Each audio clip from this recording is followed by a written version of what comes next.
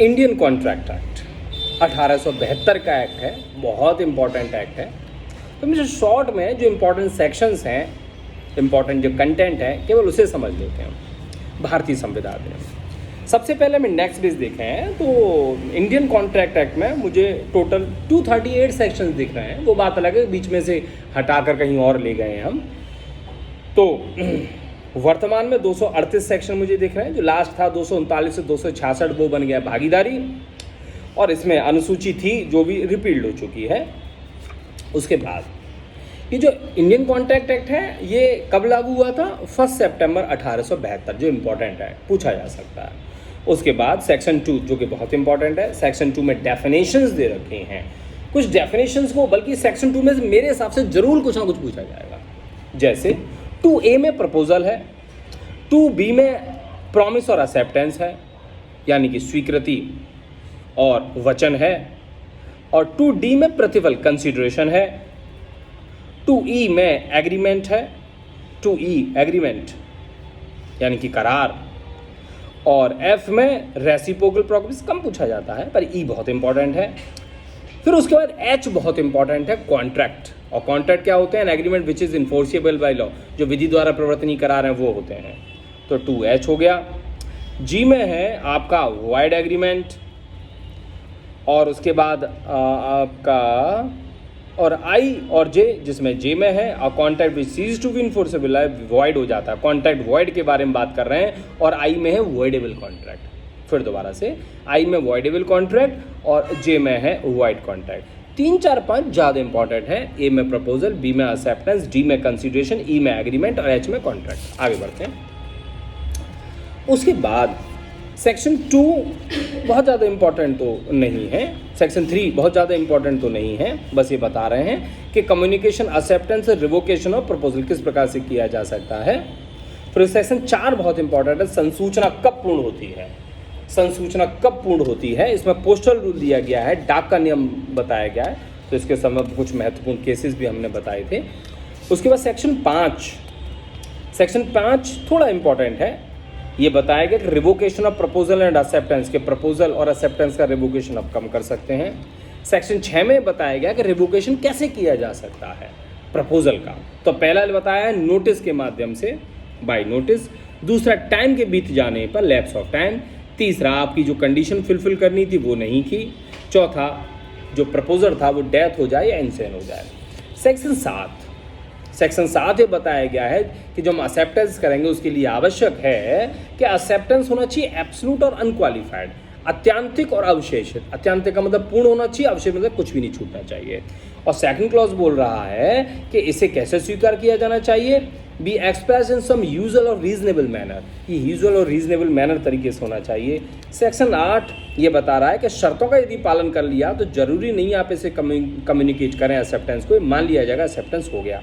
Section 9 में बताया गया है प्रॉमिस एक्सप्रेस या इम्प्लाइड के माध्यम से चीज़ें, मतलब एक्सप्रेस और इम्प्लाइड भाषा के बारे में बता रहे हैं। एक्सप्रेस मीन्स जो वर्ड से हो रही है, इम्प्लाइड मीन्स जो आचरण से हो रही है। सेक्शन 10 जो बहुत इंपॉर्टेंट है, सेक्शन 10 में बताया गया है व्हाट एग्रीमेंट्स आर कॉन्ट्रैक्ट, कौन से करार संविदाएं हैं। कौन से करार संविदा है, मतलब सारे करार संविदा नहीं होते। जो 4-5 कंडीशन पूरी हो जाती है सेक्शन 10 में लिखी है तभी वो संविदा बनते हैं, नहीं तो वो शून्य करार हो जाते हैं या करार ही रह जाते हैं। कौन सी इसमें कंडीशंस दे रखी हैं? तो जैसे इन्होंने दे रखा है, नंबर 1 फ्री कंसेंट होनी चाहिए पार्टी की, कॉम्पिटेंट पार्टी होनी चाहिए, और लॉफुल कंसिडरेशन होना चाहिए, लॉफुल ऑब्जेक्ट होना चाहिए, और ये जो एग्रीमेंट है वह डिक्लेयर्ड वॉइड नहीं होना चाहिए।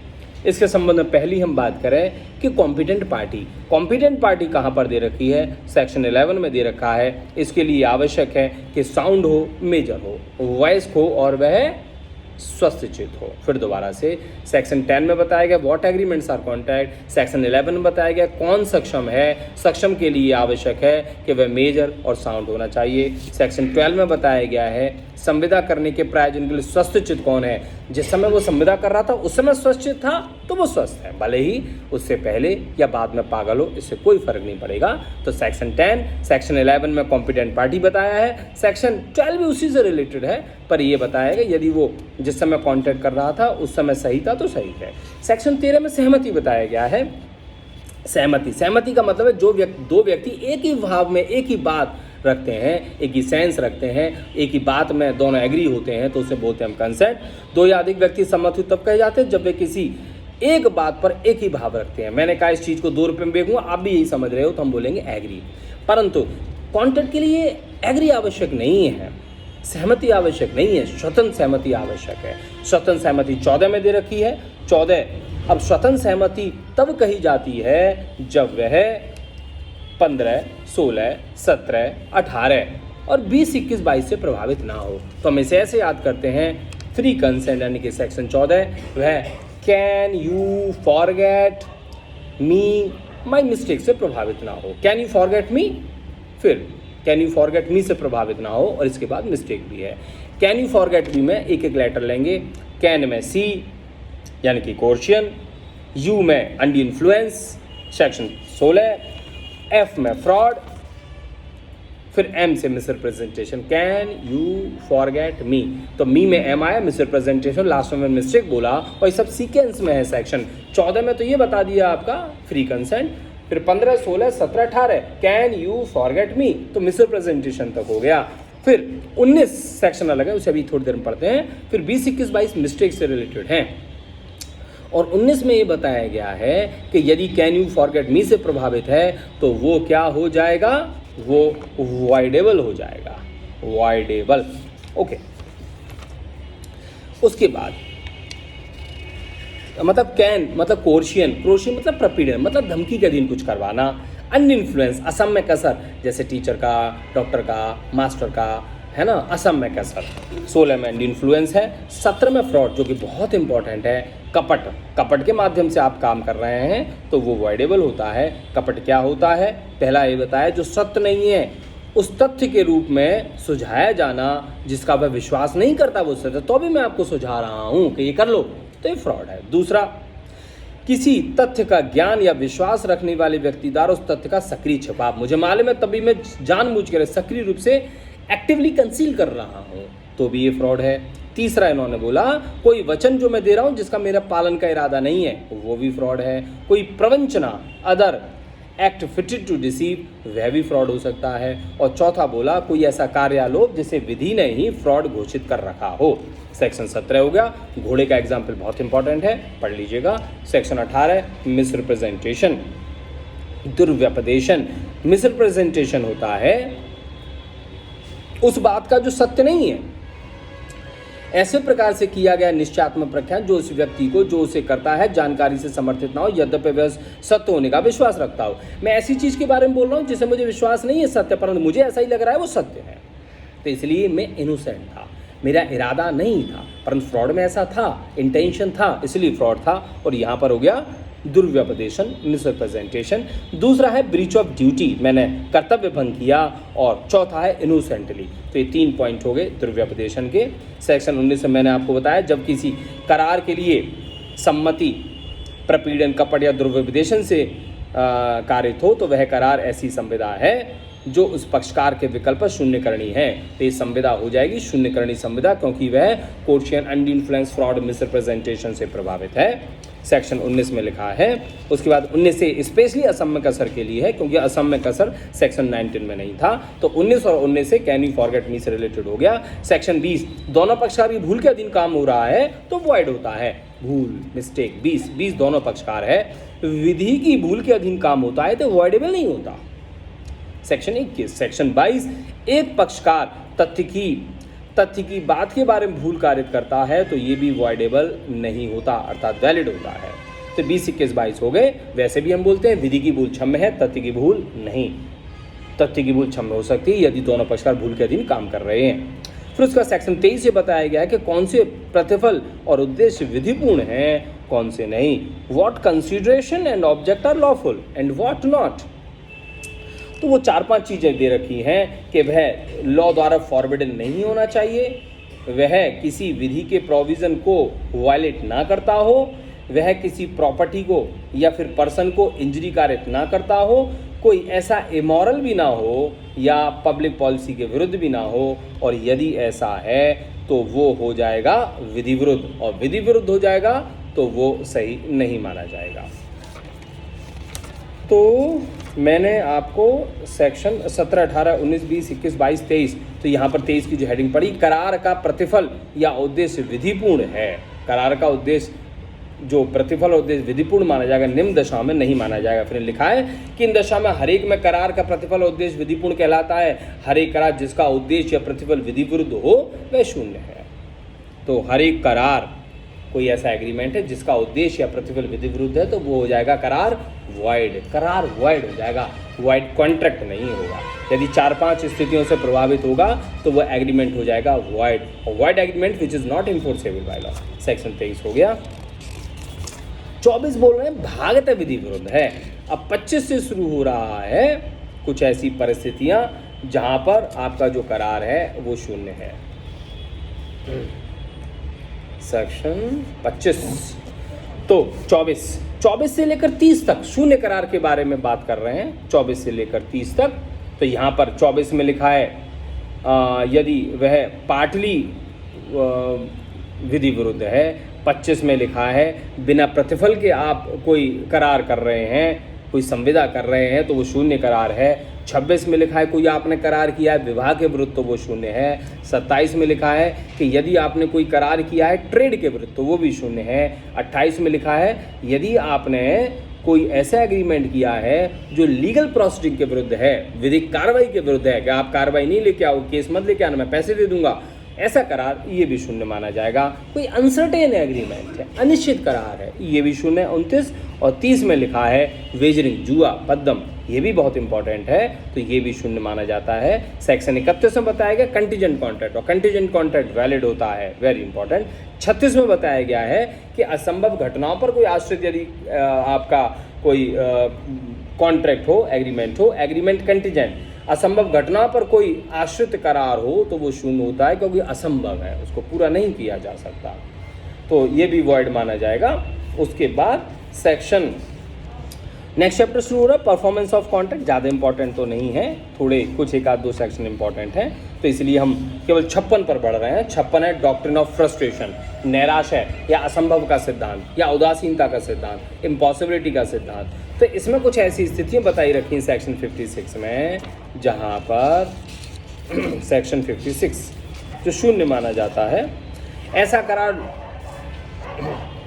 करार जो ऐसा कार्य करने के लिए हो जो स्वतः असंभव है तो वो करार शून्य होता है क्योंकि शुरू से ही असंभव है, असंभव करने का करार है तो इसलिए यह शून्य होगा।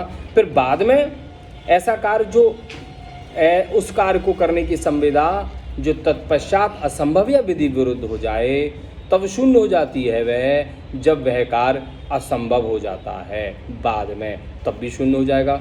तो ऐसा कार्य करने की संविदा जो संविदा करने के पश्चात असंभव था, जिस समय किया था उस समय ठीक है परंतु बाद में असंभव बन गया तो वॉइड कॉन्ट्रैक्ट हो गया। क्योंकि अब कौन सी ऐसी परिस्थिति हो सकती हैं जैसे विषय वस्तु का नष्ट होने पर, परिस्थितियों में परिवर्तन होने पर, युद्ध होने पर, या फिर पक्षकार की मृत्यु या इनकैपेबल हो जाने पर, या फिर सरकार के हस्तक्षेप के माध्यम से, या फिर जो इवेंट है जो अपेक्षित घटना है उसके ना घटित होने पर। तो कुछ ऐसी परिस्थिति हैं इनके घटित होने पर वह कॉन्ट्रैक्ट बाद में शून्य हो जाता है। सेक्शन 56 है। इसके संबंध में जो महत्वपूर्ण केस है वह है आपका Taylor versus Caldwell, justice Blackburn, और भी है रेविंसन वर्सेस डेविंसन, सत्यव्रत घोष वर्सेस मुगनीराम बांगोर, और ये 4-5 कुछ केसेस हैं। महत्वपूर्ण टेलर वर्सेस कोल्डवेल था। सेक्शन 56 हो गया। उसके बाद हम आगे बढ़ते हैं 60-61 भी थोड़ा सा देख लीजिएगा। फिर उसके बाद क्वाजी कॉन्ट्रैक्ट शुरू हो रहा है सेक्शन 68 से। सेक्शन 68 क्वाजी कॉन्ट्रैक्ट का मतलब होता है पूर्ण रूप से संविदा नहीं है, आधी संविदा है। आधी संविदा है मतलब दायित्व तो संविदा के समान ही हो जाएंगे, है तो वैसे एग्जैक्ट संविदा नहीं है जो पक्षकार करते हैं परंतु विधि यहाँ पर आरोपित करती है दायित्व जैसे संविदा के ही होते हैं, इसीलिए यहाँ पर इसे क्वाजी कॉन्ट्रैक्ट बोलते हैं। सेक्शन 68 से बेहतर दे रखा है। सेक्शन 68 में बताया गया है संविदा करने में असमर्थ व्यक्ति को या उसके लेखे प्रदाय की गई आवश्यक वस्तुओं के लिए दावा, यहाँ पर आप क्लेम कर रहे हैं क्योंकि आपने नेसेसरी चीज़ सप्लाई की थी किसके लिए, किसी असमर्थ व्यक्ति के लिए, बच्चे के लिए, तो वहाँ पर आप उससे वो चीज़ ले सकते हैं भले ही उसने कॉन्टैक्ट नहीं किया था। सेक्शन 69 ये बोल रहे हैं कि उस व्यक्ति की प्रतिपूर्ति जो किसी अन्य द्वारा शोध ऐसा धन देता है जिसके संदाय में वह हितबद्ध है। मतलब मैंने आपके पैसे को दे दिया, यदि मैं उसमें हितबद्ध हूँ तो मैं आपसे ले लूँगा, यद्यपि मेरे और आपके मध्य कॉन्टैक्ट नहीं हुआ। यानी कि हितबद्ध व्यक्ति द्वारा यदि पैसे दे देता है तो एक क्वाजी कॉन्टैक्ट क्रिएट हो जाता है। सेक्शन 70, इसके इलस्ट्रेशन जरूर पढ़ लीजिएगा, बहुत इंपॉर्टेंट है। सेक्शन 70, अनुग्रह कार्य का फ़ायदा उठाने वाला व्यक्ति। यदि किसी व्यक्ति ने किसी ऐसे कार्य का फ़ायदा उठाया है जो नॉन ग्रेच्युटस है, अनुग्रह कार्य है, तो अनुग्रह कार्य का फ़ायदा उठाने वाला व्यक्ति भी जिस व्यक्ति से फ़ायदा उठाया था उसको पैसे देने के लिए आबद्ध है। जैसे एग्जाम्पल, एक व्यापारी कुछ माल खा के घर में भूल जाता है, तो जिसके घर पे भूल गया था आपने उसको यूज़ कर लिया तो आप उसे कंपनसेट करना पड़ेगा या माल देना पड़ेगा। सेक्शन 71, माल पड़े पाने वाले व्यक्ति का दायित्व। यदि आपको मालूम है कि दूसरे व्यक्ति का सामान गिर गया है तो आपको वो सामान देना पड़ेगा, आपका दायित्व बेली के समान हो जाता है। यहाँ भी एक तरीके से कॉन्ट्रैक्ट उत्पन्न हो जाएगा, आपको वो चीज़ लौटानी पड़ेगी। सेक्शन 72 ये बोल रहा है उस व्यक्ति का दायित्व जिसकी भूल या प्रपीड़न के अधीन धन का संदाय या चीज़ दे दी है। मैंने आपसे भूल के साथ 100 के नोट के साथ दूसरा 100 का नोट चिपक के चला गया तो आप उसे लौटाने के लिए बाध्य हैं। तो सेक्शन 68 से लेकर 72 तक उन परिस्थितियों के बारे में बताया गया है जहां पर यद्यपि मेरे और आपके मध्य कोई संवेदना नहीं हुई है तो भी आप उस चीज़ को देने के लिए बाध्य हैं, क्योंकि विधि अपेक्षा करती है कि सभ्य समाज में सभ्य व्यक्ति द्वारा वो चीज़ देनी चाहिए, क्योंकि आपका उसमें हक नहीं है। यह इस सिद्धांत पर आधारित है अनजस्ट इनरिचमेंट, कि कोई व्यक्ति दूसरे व्यक्ति के पैसों पर धनवान नहीं होने दिया जाएगा। ये अनजस्ट इनरिचमेंट का अर्थ था। इसके संबंध में जो केसेस है मोसेस वर्सेस मैकफार्लैंड है, मोसेस वर्सेस मैकफार्लैंड। उसके बाद आपका संविदा भंग के परिणाम के विषय में है सेक्शन 73, 74, 75। सेक्शन 73 ये बोल रहा है संविदा भंग से कारित हानि या नुकसानी के लिए प्रत्यय दिलाया जा रहा है और ये आपका क्वाजी कॉन्ट्रैक्ट पर लागू होता है, परंतु दूसरे व्यक्ति का दायित्व है कि वह यदि उसको कम कर सकता था ड्यूटी टू मिटिगेट डैमेजेस, कम कर सकता था तो उसे कम करे। 73 के अंतर्गत दो प्रकार के डैमेज के बारे में बात किया जाता है, एक जनरल डैमेज, एक स्पेशल डैमेज। ये हैडली वर्सेस बैक्जेंडल केस पर आधारित है। तो जनरल डैमेज वो होते हैं जहाँ पर कोई आपने संविदा भंग की नॉर्मली जो नुकसान होता है। स्पेशल डैमेज वो डैमेज होता है जहाँ पर किसी पक्षकार को विशेष नुकसानी हुई हो तो विशेष नुकसानी आपको अदा करनी पड़ेगी। ये था सेक्शन 74। सेक्शन 74 में बताया गया है जहाँ की शास्ति का अनुबंध है वहाँ संविदा भंग के लिए कितना प्रतिकर मिलेगा। यदि पेनल्टी का भी प्रोविज़न है तो वहाँ पर जो प्रतिकर देना होगा वो आपको जो पेनल्टी लगाई है उस पर आधार नहीं, हाँ वो चीज़ को ध्यान में रखेगा, परंतु कोर्ट जो पेनल्टी लगाई है कि यदि आपने 100 रुपये मुझे कल तक नहीं लौटाई तो कल मैं परसों में 10,000 रुपये ले लूँगा, तो ये पेनल्टी के समान है। तो नॉर्मली ये लागू नहीं होता, कोर्ट को जो ठीक लगे वो लागू होगा और जो आपने पेनल्टी वाली बात की है वो एक तरीके से मैक्सिमम लिमिट तय करेगा, परंतु देगा क्या यदि संविदा भंग की, ये पक्ष कोर्ट के विवेक शक्ति के अधीन है। 74 था। 75 में लिखा है कि संविदा को अधिकार पूर्वक विखंडित करने वाला पक्षकार। यदि मैंने अपनी आपके साथ जो संविदा हुई थी अधिकार के रूप में विखंडित कर दी है तो विखंडित करने वाला पक्षकार आपसे प्रतिकर की भी मांग कर सकता है, क्योंकि आपको यदि मेरे साथ 7 दिन एक हफ्ते के अंदर मैंने कांटेक्ट किया कि आपके मेरे होटल में गाना गाना है, आप गाना गाने नहीं आती हैं, तो मैं आपके साथ संविदा को भंग कर सकता हूँ। जिस दिन नहीं आई उसके लिए मैं प्रतिकर की भी मांग कर सकता हूँ। ये था सेक्शन 75। तो इन सेक्शंस को जो स्पेशली मैंने कोट किए हैं उसको आप देख लीजिएगा, जो आपको एग्जाम्पल बताए थे वो आप देख लीजिएगा और ये पूरा आपका लगभग कॉन्ट्रैक्ट एक्ट हो गया।